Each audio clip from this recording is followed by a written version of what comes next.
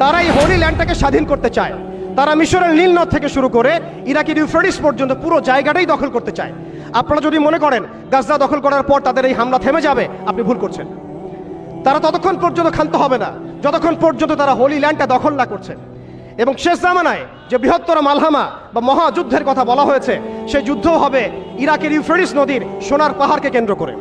আস্তে আস্তে সময় সেদিকে এগিয়ে যাচ্ছে। তাহলে তাদের উদ্দেশ্যটা কি? তাদের উদ্দেশ্য হচ্ছে হোলি ল্যান্ডটাকে দখল করে সেখান থেকে তারা দাজ্জালের শাসন কায়েম করতে চায় সারা বিশ্বে। কারা চায়? জায়নিস্টরা চায়।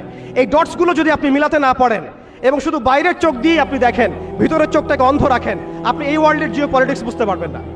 শুধুমাত্র বাহ্যিক স্টাডি দিয়ে, বাহ্যিক জিও পলিটিক্স পড়াশোনা করে, বাহ্যিক ইকোনমিক্স পড়াশোনা করে আপনি এই ওয়ার্ল্ডের প্রকৃত জিও পলিটিক্সকে মেলাতে পারবেন না।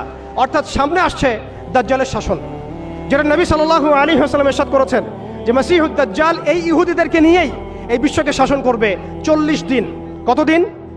40 দিন। এবং তার প্রথম দিনটা হচ্ছে 1 বছরের সমান, দ্বিতীয় দিনটা হবে 1 মাসের সমান, এবং তৃতীয় দিনটা হবে 1 সপ্তাহের সমান। বাকি দিনগুলো হবে আমাদের দিনের মতোই। এই কথাটা আমাদের প্রিয় নবী মুহাম্মদ রাসূলুল্লাহ সাল্লাল্লাহু আলাইহি ওয়াসাল্লাম তার পবিত্র জবানে বলে গিয়েছেন বিধায় বিশ্ব এদিকে এগিয়ে যাচ্ছে।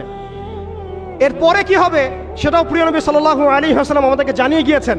এইটা আমাদের আসার জায়গা। আমি যে শুরুতে বলেছিলাম যে আমাদের এই সমাবেশটায় আমাদের ফজিলত, আমাদের গুরুত্বটা বেশি তাদের চাইতে। আপনি জানেন এর সমাধান জিহাদ, আপনি যেতে পারছেন না। আপনি জানেন তার সমাধান হচ্ছে সামরিক আগ্রাসন, আপনি চালাতে পারবেন না। আপনি জানেন এর সমাধান হচ্ছে তাদের পুরো শক্তিটাকে শেকড় থেকে কেটে ফেলা, আপনি এটা করতে পারছেন না, কারণ ভবিষ্যতের দিকে পৃথিবী এগিয়ে যাচ্ছে। এরপরের কথা আছে, নবী করিম সাল্লাল্লাহু আলাইহি ওয়াসাল্লাম বলেছেন এই দাজ্জালের শাসন চিরস্থায়ী হবে না। এটাই হচ্ছে আমাদের আসার জায়গা, এবং তরুণ প্রজন্মকে এটাই আমরা শেখাতে চাই, জানাতে চাই। এই দাজ্জালের শাসনটা চিরস্থায়ী হবে না। নবী সাল্লাল্লাহু আলাইহি ওয়াসাল্লাম বলেছেন দাজ্জাল এবং তার অনুসারীরা যখন বিশ্বকে শাসন করার দিকে এগিয়ে যাবে, আল্লাহ রাব্বুল আলামিন তাওহীদপন্থীদের এই কালিমার পতাকার কাফেলা গঠন করবেন ইনশাআল্লাহ। এবং এই কাফেলার মধ্যেই থাকবে ইমামুল মাহদী ইনশাআল্লাহু আযজা ওয়া জাল্লা।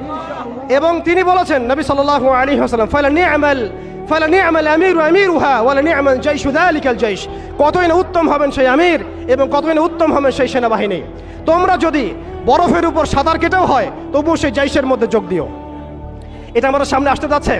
পৃথিবীর প্রত্যেকটা জায়গায় আপনি দেখবেন তাওহীদপন্থীদের কাফেলা গঠন হবে, ইসলামী রাষ্ট্রগুলো দাঁড়িয়ে যাবে ইনশাআল্লাহ।